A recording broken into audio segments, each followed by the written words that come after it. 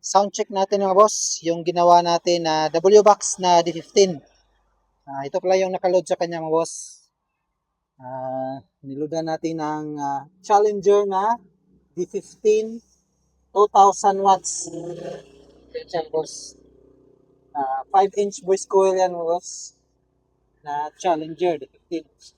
Yan, dalawa o yan. Kingpin 15 2000 watts yan. 5-inch voice coil. Yan, sound check natin mga boss. Hindi mo natin tinakpan para makita nyo yung nakaload sa kanya.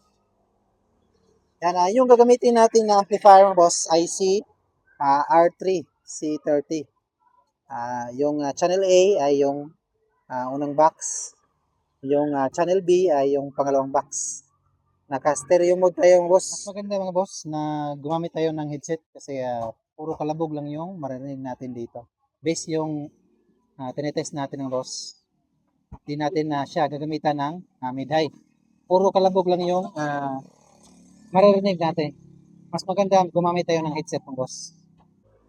Mixer lang yung gamit natin ng boss. Wala tayong ginamit na mga processor.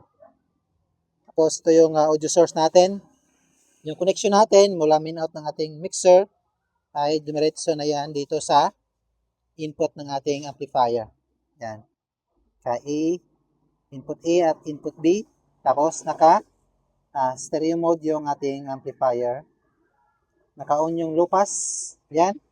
Channel A, channel B, yung ating connection boss. Ito pala yung likuran ng ating box boss. Yan, naka-speak on yan. Naka-speak on yung dalawa. Yan siya boss.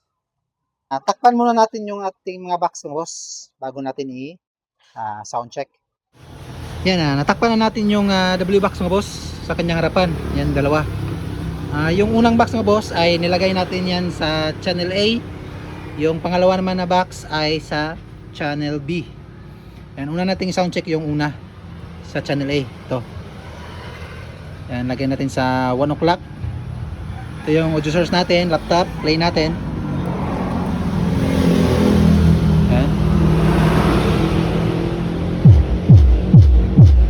Yan yung una boss.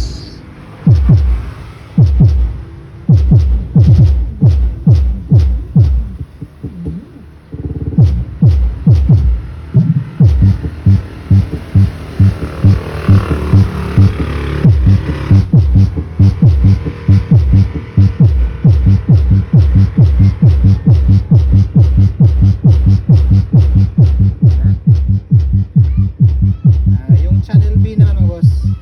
Tayo natin yung A. Yung channel B naman.